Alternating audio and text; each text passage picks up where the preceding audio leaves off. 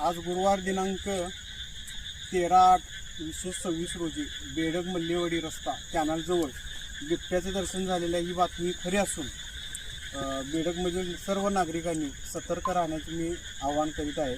शक्यतो करून लहान मुले, महिला वर्ग यांनी सकाळी बाहेर पडताना थोडं सतर्कतेनं बाहेर पडावं।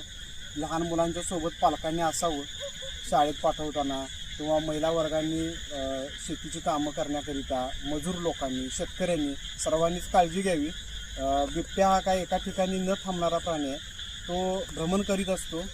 ह्याच्या अगोदर तो मल्लेवाडी, कांचनपूर, सोनी, पुन्हा कळंबी या भागात त्याचं दर्शन काल परवा या 4 दिवसात झालेलं आहे। तोच बिबट्या इकडं फिरत आहे, तो भटकंती करत आहे। यापुढेही तो इथून निघून जाईल। फक्त बेडगमधील सर्व नागरिकांनी सतर्क राहावं एवढंच मी वन विभागातर्फे आवाहन करतो। आणि कुठल्याही परिस्थितीमध्ये वन विभाग आपल्या पाठीशी आहे, याची खबरदारी सर्व नागरिकांनी घ्यावी। आणि काय जर कुणाला कुठं जर काय आढळलं, बिबट्या संदर्भात काय माहिती आढळली, ठसे आढळले, तर वन विभागाशी संपर्क करावा। 8/2026 रोजी बेडगमधील एका वाहतूक करणाऱ्या युवकास बेडगमध्ये बेडग मल्लेवाडी रोडच्या डाव्या साईडला जी कॅनलचा DY1चा म्हैसाळ योजनेचा कळंबी कालव्याचा पोट कालवा आहे, म्हणजे तिथे शब्बीर मुजावर, संतोष कोळी यांची लोकवस्ती आहे, तिथं त्याचा बिबट्या निदर्शन पडला। त्यांनी व्हिडिओ करून टाकलं, पण गावात अशी अफवा पसरली बिबट्या नाही आहे, चुकीची बातमी किंवा बाहेरला आहे। पण आता वन विभागाचे अधिकारी सन्माननीय सोनवणीकर साहेब इथे उपस्थित आहेत व त्यांची सर्व टीम, रेस्क्यू टीम इथं बेडगमध्ये आता रात्रीच्या ह्या सुमारास इथे उपस्थित आहे। सर्वांनी बिबट्याचे पायाचे ठसं तपासून बघितले।